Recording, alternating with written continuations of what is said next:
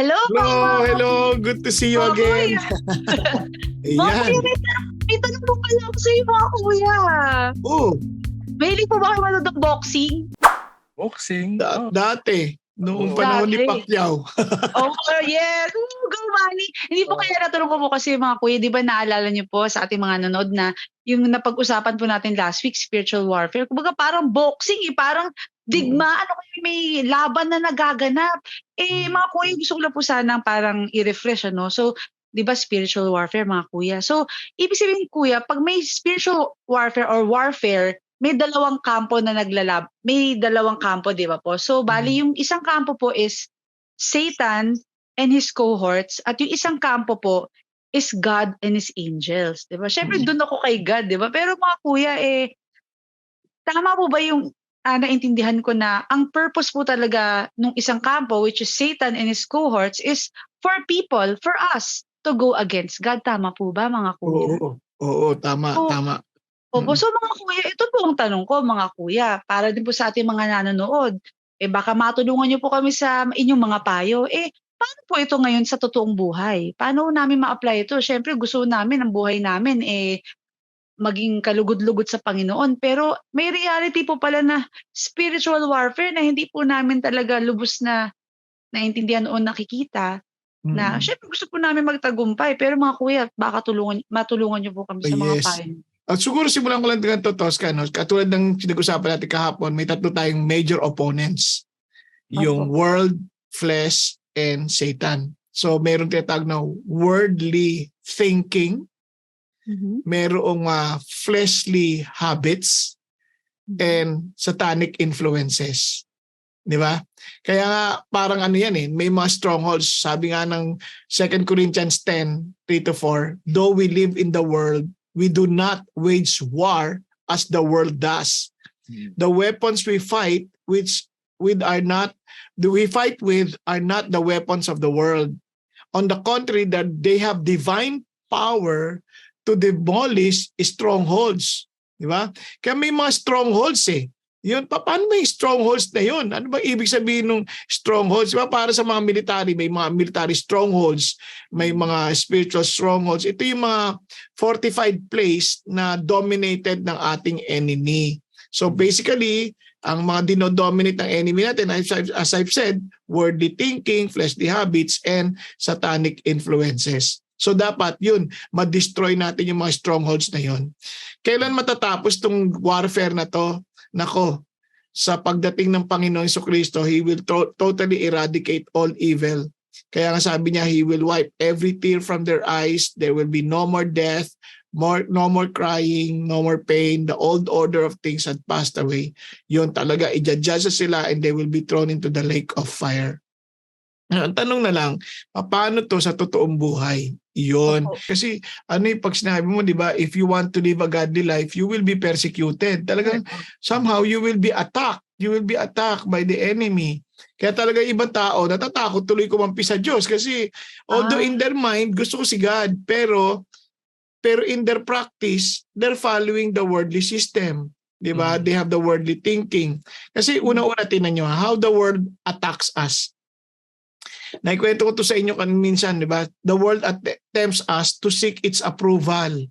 Kasi meron silang pinopromote na na lifestyle ang mundo na not necessarily according to God's will. Kaya ipipilitin niya mag-agree ka doon. Magpipilitin niya for everyone to agree by force or by law or for whatever ways, no, para lang madala ka doon. Kaya parang, sige na lang nga, para wala na lang gulo. Di ba? Yan, nalalagay tayo sa ganun. Tinitempt din tayo to conform to its standard of ethics. Di ba?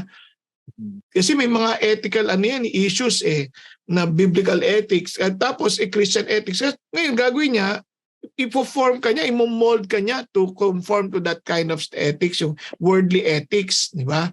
Na hindi na according to God's will. O maaring filosofiya, no? Patanggapin ng kalang polisipiya, kasi nga, isip natin, hindi, sabi ng tao, we are, nag-evolve lang tayo, hindi naman tayo kinreate ng Diyos, no? It's a form of a philosophy regarding creation. Yan, or the existence of man. Yung iba naman, ititempt tayo para to gain its wealth, na para yumaman tayo in a worldly way. Yun, mga pandaraya, yung mga ganon, Oo. yung tipong nanakawan ng kaban ng bayan. Yun lahat merong mga paraan na para makakuha ka ng yaman. Alam mo yung akala lang natin, yung nasa pamahalaan, hindi lang din yun. Maging tayo mga iba, estudyante pa lang, mandaraya na. Parang they're trying to gain the wealth of the world by passing the exams through cheating. Hindi naman pwede. Ano yun eh? Temptation din yun. Di ba? So the world is also tempting us to seek its power. Hinahangad natin maging powerful tayo sa mundong ito para hindi masama naman maging powerful to influence people to God, pero to be powerful for selfish reason, iba na 'yon, di ba? Tapos itong pinakamabigat, yung we will question God's word. Yan sabi natin, hindi yan totoo. Ano lang yan? Sulat lang ng tao yan. Ang problema ko, anong gagamitin ng Diyos? Kabayo? Hindi nang pwede, di ba? Mas lalong mahirap. Kaya taong ginamit ng Diyos to isulat ang kanyang salita. But again, people, parang will doubt that word dahil nga ititempt niya tayo to question God's word. Kaya the world will tempt us to be intellectually ashamed of Christ. Parang ikakahiya natin na identified tayo with Jesus. Kaya nga, pag Christian ka, isa sa mga challenge is for you to be baptized. Kasi bakit? Kasi it is a public declaration that you are one with Jesus. Di ba? So, importante yun. So, another thing na dapat natin maintindihan, the world will tempt us to regard trust in God as foolishness. Minsan parang gusto nating magtiwala sa paraan ng mundo kaysa sa paraan ng Diyos. Di ba? Yung gano'n, parang magre-resort na lang tayo agad sa utang. Hindi naman masama sana mangutang, kaya lang hindi na natin tinanong kung ano yung kalooban ng Diyos. Hindi natin ma-experience yung kanyang himala dahil iniisip na natin kagad may sarili na tayong paraan na bisan masama pa, manloloko pa. Yun ang malungkot. Di ba? Kaya sabi nga sa 1 John chapter 2, ulitin ko lang, di ba? Do not love the world or anything in the world. If anyone loves the world, sabi niya, the love of the Father is not in him. For everything in the world, sa ibang translation to, the craving of sinful man, the lust of his eyes, and the boasting of what he has and does comes not from the Father, but from the world. Di ba? So yun palang maintindihan mo, kaya pala, dapat pala babantayan natin sarili natin dito. Saan ba tayo natitempt? Yun. Kunyari tayo, as Christians, saan ka natitempt? Para alam mo na saan mo babantayan yung sarili mo. Ngayon, pag di ka mga Christians, obviously, kailangan mo muna si Jesus para maging kalaban kasi kakampi mo pa si Satan as of now. Kakampi mo pa yung mundo because you're living under that power. Wala ka naman choice. Pero when you come to Jesus Christ and give your life to Jesus, nako, yan na ang sasabihin ng mundo laban sa iyo. Mga Kuya Bong, Kuya Erwin, paano po yung mga kapatid natin, mga kaibigan natin na sinasabi na, andun naman po ako, love ko naman si God, gusto ko naman sundin. Pero paano po yung kung hindi naman ako sasabay sa uso, hindi ako makikisabay sa sistema dito, paano ako magiging successful? Kasi may mga ganun po, di ba? Parang nahuhuli na ako sa uso, nahuhuli na ako sa kalakaran kung hindi ako sasabay. Spiritual warfare din po ba yun, mga kuya, yung ganong? Oo, ano na rin yun. Hindi, nasa sa'yo na yun, decision mo yun. Yung uso, hindi naman lahat ng uso kailangan pakibagayan mo. Pag-isipan mo rin yan eh. May mga gagawin ka na hindi mo na kayang bawiin eh. Kunyari, nung araw uso yung magpalagay ng hikaw yung mga lalaki. Well, sa akin walang problema yun. Naisip ko na nga yun eh. Kaya lang naunahan lang ako ni, sino ba yung singer na yan? BTS. Pero yung, kunyari wala akong sinasabi tungkol sa tattoo na yun. Sa akin, ayoko yung may gagawin sa katawan ko na hindi ko na matatanggal, na hindi ko na maalis. Yan. Para sa mga iba, uso yun. Ako, wala akong sinasabing tama yun o mali. kanilang trip yun. Pero kung nagsawa na sila doon, malalaman na hindi nila matatanggal. So hindi lahat ng uso maganda at maayos at bagay sa'yo. Kunyari, mga ano ba yung mga uso, yung mga pananamit na medyo kita na hanggang bumbunan, yung ano, naman po, yun, yung mga ganun ba, hindi na. Ayan, may mga uso na ano, isipin din natin yan. Kasi pag hindi natin inisip yan, gagamitin ng kaaway yan para matisod yung mga nasa paligid natin. Yan. Hindi natin Oo. kinakasama na pala tayo. Buti sana nga kung ang issue uso lang. Ang masama yung kunyari kalakaran. Kalakaran na yan eh. Yung lagayan, kalakaran na. Nagagawa na. Oo, pag hindi ka nakisali, wala ka. Talagang aabutin ka ng siyam-siyam. Yung ganyan. Ngayon, kaya sabi mo, hindi ka na magtatagumpay pag di ka sumali sa ganyan, di ba? Yan po. Una-una, mali na yung ibig sabihin ng tagumpay sa'yo.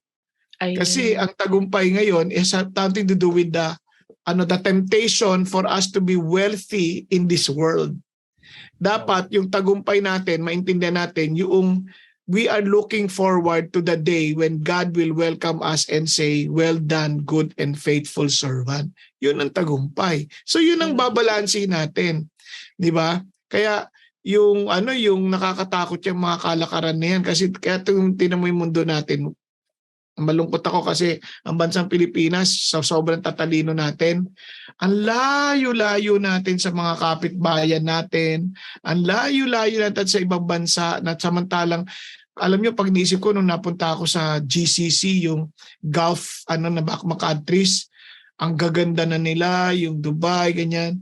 Alam mo, nagpaganda, karamihan doon, mga Filipino engineers, Filipino architects, parang malulungkot ka pati sa services nila sa ospital, yung mababait, Filipino nurses, tapos tayo dito wala. Tapos minsan tayo dito, inaapi natin kapwa nating nurses, yung mga nurses, inaapi kapwa nurses.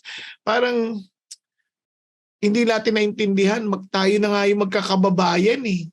Di ba? Tayo pa yung magkakaganyan. Parang nakakalungkot lang kasi nga tayo yung quote-unquote supposedly Christian nation in the Far East. But we never understand what it means to live the Christian life. Kaya we are already we were overcome by the system of this world. Hindi natin talaga naintindihan yung kingdom ng Diyos. Kaya ang hirap makita, no, yung parang paano ba? Pero for us Christians, buti na lang hindi ito ang mundo ko. Di ba? Hindi ito mundo ko. This is just a temporary abode. Pansamantala ko lang tirahan to at ako ay meant for somewhere else. Pinipen ng Diyos the kingdom. Okay? Thank you po. Pero mga kuya, andito pa rin naman tayo sa mundo. So mga kuya, how do we fight? How do we fight this? Tayo po ba ang lalaban o ang Diyos po ang lalaban sa atin? Parang how do we overcome the spiritual warfare that we have now? Kasi I'm sure, kuya, kahit mag-isa lang ako, pero I'm sure, tama po ba, kuya, may mga hindi ako nakikita sa paligid, tama po ba, kuya? Yung mga spirito po ba yun? O angels, ganyan? Mga kuya, please. Ayan, nabanggit ni Kuya Erwin yung armor, yung armor of spiritual armor. Kuya Erwin, expound mo lalo yan. Yan, hindi ko. Pero kung gusto lang ibahagi ko paano yung paano mo i-deal yung mga temptation na ganyan. Temptation for you to sin. Kasi yun nga, tulad ng nasabi natin, at tatlo yung kaaway natin. The world, the flesh, the devil. Ito galing to sa isang tanyag na preacher. Ang pangalan niya Adrian Rogers, na yumao na siya pero hinahangaan ko siya. Sabi niya, pag ang katunggali mo, ang mundo,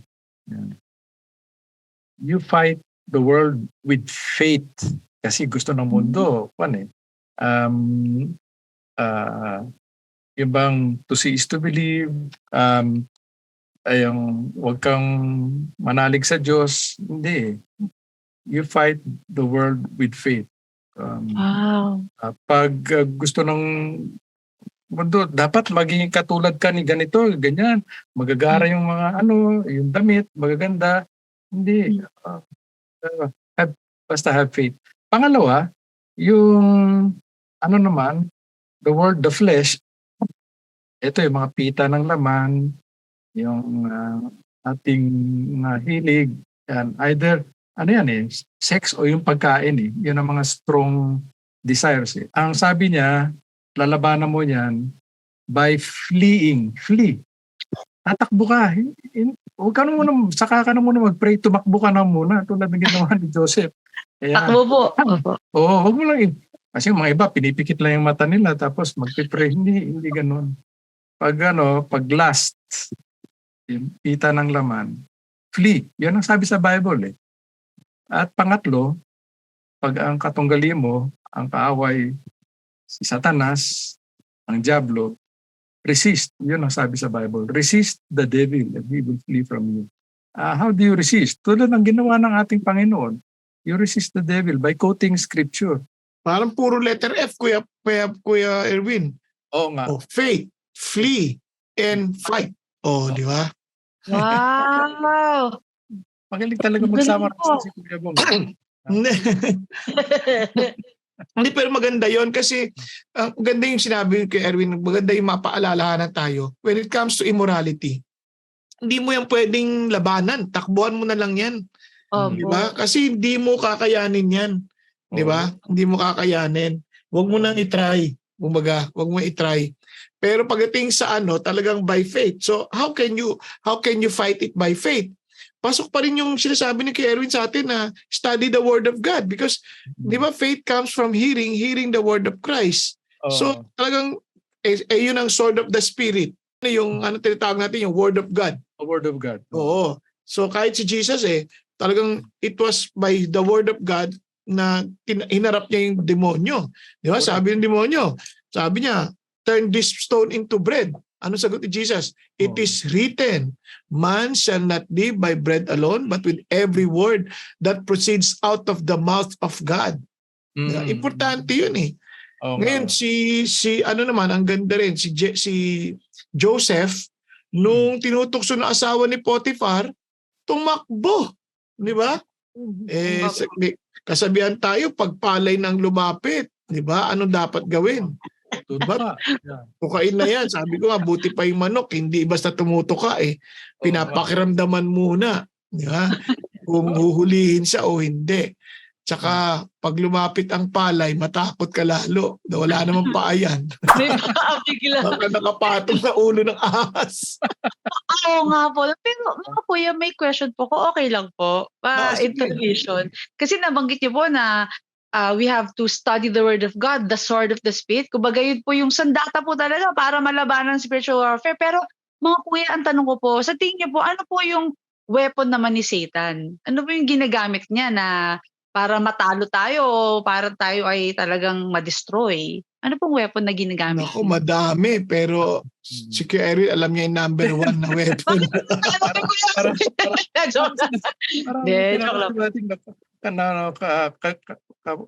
Kaibigan ko. Hindi ho. Hindi yung sa kaibigan. Kayo yung lagi nasa forefront ng labanan. Sundalo natin si Kuya Erwin. Marine. Para sa akin, ang talagang primary weapon ng ating kaaway ay yung kasinungalingan niya. Very subtle yung kasinungalingan na yan. Tignan mo na lang doon sa temptation. Nakala mo gusto lang ng Diablo gawing tinapay yung mga bato para kumain siya. Hindi makikita natin yung temptation ng Diablo doon sa sagot ni Jesus. Kaya ang sagot niya, man shall not live by bread alone. Ibig sabihin, tinitempt siya na mabuhay hindi lang sa salita ng Diyos kundi sa ibang bagay pa. Yung pangalawa, sabi niya, you shall not put the Lord your God to the test. Ibig sabihin, huwag mong pangunahan ng Diyos. Kasi marami sa atin, mga Kristiyano, pinapangunahan natin ng Diyos. Tinetesting natin siya, ginagawa lang natin siyang rubber stamp. Gagawin natin kung anong gusto sa tingin natin, gusto natin gawin na ayon sa kanyang salita, hindi na natin pinapanalangin yan. Inuunahan natin ang Diyos. Kaya sabi niya, you should not put your God to the test. At ang pangatlo, um, worship the Lord your God and Him only you shall serve. So, ang primary na pangunahing virtue sa kingdom of God, yung glory of God. Sa lahat ng ating gagawin, kaya nga sabi sa video, whatever you do, whether you eat or drink, do everything for the glory of God. So yun ang ating panuntunan dyan. Yan ang prinsipyo, yung tuntunin na dapat sinusunod. Yan. So makikita natin yung temptation ni Jesus Christ. Kasabay ng kanyang baptism yan eh. Yung baptism, yun yung start ng ministry niya, yung calling niya eh. Tapos bigla siyang tinest. Ibig sabihin, calling is always tested. Yan hindi natin Kala natin, may calling ako, tinawag ako ng Diyos. Okay na ako. Hindi. May testing yan. Always. Yeah. That's true. Now, pag tinanong mo yung way ni Satan, sabi nga ni Kuya Erwin, number 1, yung lie. Yung casting doubts. He will cast doubts on the character of God. Amen. Kaya yan ang number 1 niyang atake. Parang bibigyan ka ng pagdududa sa Diyos. Na parang hindi siya mabuti. Yung sabi niya, hindi mabuti si God. Hindi kontrolado ni God ang pangyayari. Ganun ang gagawin niya. Talagang he will try his best to make us believe na hindi totoo si God. Yan. Tapos, siyempre, dyan na yung papasok na yung iba't ibang bagay. No? Pwedeng gamitin ng circumstansya like causing sickness. Katulad ng ginawa niya kay Job, di ba? And I praise God, si Job hindi nagduda. Hindi siya nagduda. Pero he remains steadfast sa pananampalataya niya kay God. So ganun din tayo pagka mayroong pagsubok. Kaya sabi niya, the adversary is like, Satan is like the adversary, the roaring lion, seeking whom he may devour. Ang word doon kasi, konteksto nun, more on sufferings, no? So gagamitin niya rin yon. So for us to question God, parang kung talaga para ma-question mo si God, pero we need to be careful na ano man nangyayari, if we are beginning to question God, alam mo na it is the attack of the devil. Okay? So yun. Marami pa mga kasinungalingan yan na pinapaniwalaan natin para lang masunod yung ating mga masasamang mga hangarin eh. Kunyari, nasabi ko nga, yung mga parehong mag-asawa, tapos meron silang affair, ganyan. Siyempre, i-justify nila yun. Kakanta sila ng, at kung yan man ay kasalanan, ay sapagkat kami tao lamang. Hindi ba yung ginagawa natin yan eh? Pag-ibig, pag pumasok sa puso ni naman, ha? Ang sagot ko dyan, alam mo, hindi mo alam ang tunay na pag-ibig eh. Pag-ibig ka dyan, hindi mo alam yan. Kasi gumagawa ka ng kasalanan. Hindi mo talaga iniibig yung sinasabi mong mahal mong tunay. Yun. Tapos yung if it feels good, do it. If it feels good, do it. So yun ang sinasabi ng tapos marami pang iba. Just yung siyempre narinig natin sa advertisement. Just do it. Walang masama yun. Just do it. Pero para sa akin, pray and do it. Pray and do it. Kasi kung just do it, parang hindi mo na kailangan yung lapitan pa ang Diyos. Basta just do it. Hindi. Pray and do it. Ayun, marami pang iba. Yung mga lies of Satan, I'm sure maiisip natin yan. Pero pag pinapalayo tayo sa Diyos, alam mo na galing sa diablo yun. Lalo na yung mga galit, unforgiveness, sabi niya, be angry, do not sin, do not give the devil a foothold. Ayan. Praise God. Good. Napaka-importante lahat nun. Thank you po. Marami pang may dadagdag si Kuya Bong sa akin. Hindi. Nga po, sapat na sapat nga ho kasi minsan ang dami natin naisip na ito gagawin ni Satan, pero yung simpleng mga ganung bagay, yung parang mag-create lang to bring you away from God. He'll do everything to bring you away. Starting from the mind, the body and also the emotion, lahat 'yon ini-involve niya. Kaya dapat aware tayo sa ganon, na hindi tayo nagpapasakop pag kakaproblema, yun, hindi tayo nagpapasakop na, ala, para ako na ano dito, parang nadali na ako dito. Kasi tanda natin ang spiritual warfare, yung battle, nagsisimula yan sa isip. Okay? Na pumapasok yan yung kasinungalingan ni Satan, papasok sa isip yan. Worldly, fleshly, or satanic influences. Tapos sunod, maapektuhan ngayon yung ating choices. Yung choice natin to accept, to reject the thought. Di ba? Kasi tatanggapin mo yan. Tatanggapin ko ba yan o reject ko? Siyempre, as you continually choose to accept yung temptation, nako, magde-develop yan ng bad habit.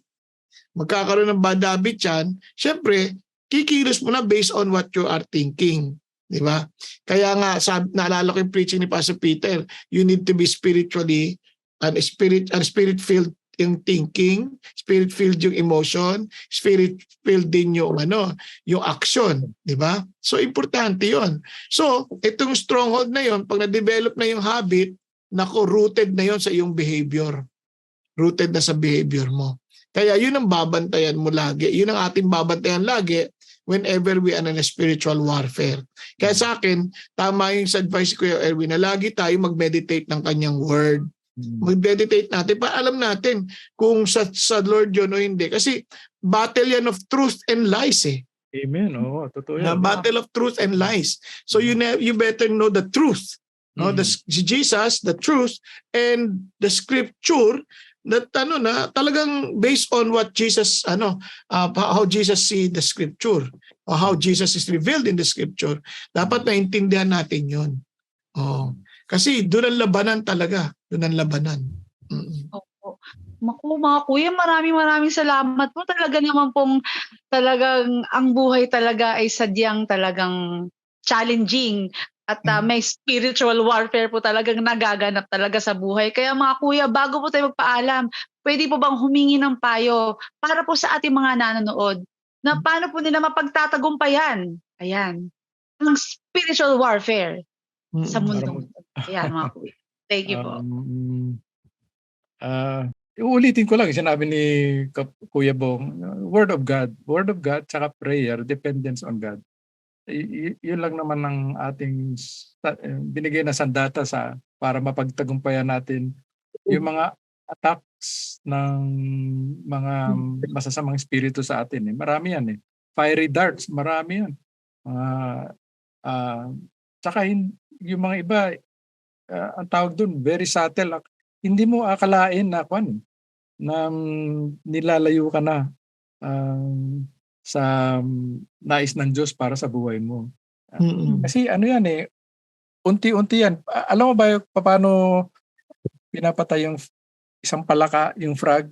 Ilalagay mo lang sa tubig yan. Hindi gagalaw yan eh. Unti-unti mong i-boil Pakuluan. yan. Oo, pakuluan yan.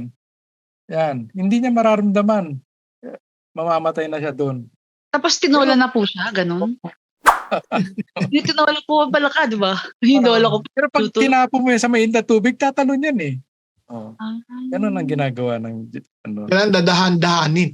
Dadahan-dahanin ka. Ganun po ang style. Dahan-dahanin. Totally yan eh. Oo. Tsaka hindi mo malaman kung mahina-hina ka sa salita ng Diyos.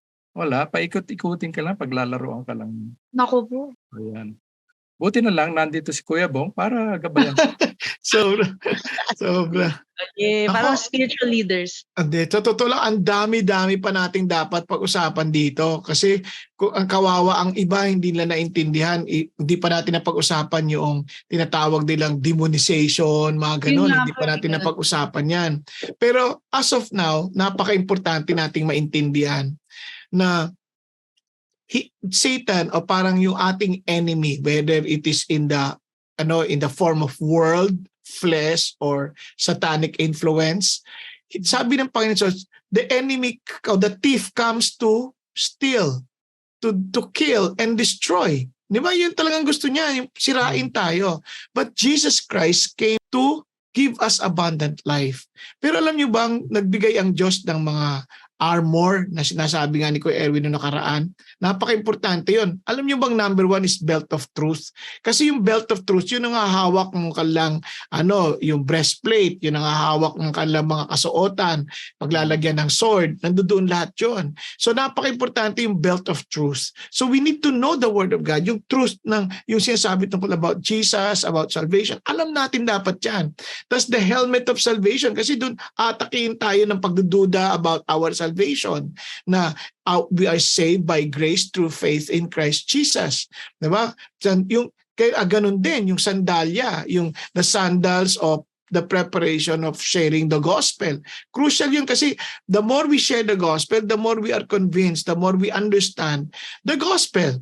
Tapos andun yung shield of faith kasi syempre meron ding atake sa atin na ng mga fiery darts nga ng doubts, no? Andun yung kaya kailangan mo yung shield of faith and of course yung breastplate of righteousness. Kasi nga aatakihin talaga tayo lagi ng yung parang choices of doing unrighteous acts, ganyan. Pero sinasabi ng Lord, huwag kang pumayag. You need to be covered with the breastplate of righteousness. At ang pinaka-importante, the sword of the Spirit, which is the Word of God. Kasi yun ang pang-opensa mo, tsaka pang-depensa eh. Ngayon, kung titingnan mo mabuti yan, when Paul was describing those armors, napaka-importante, they reflect Jesus Christ. Kaya nga, clothe yourself with Christ. Diba? Clothe yourself with Christ. Kasi with all of this battle, with all of this warfare, ito isang bagay tiyak tayo. Jesus won the war. Kaya malilit na battle na lang ito na trying to disturb us. But the war is already over. It's already over. And Jesus won over it. Kaya kung kakampi mo si Jesus, panalo tayo. Kaya huwag tayong kakampi sa mga tukso at bibigay sa tukso ng kaaway at sa tukso ng mundong ito at sa laman. Bakit? Kasi wala kang panalo dyan. Kay Jesus ka na lang kumampi at humawak. Amen. Yun po. Amen.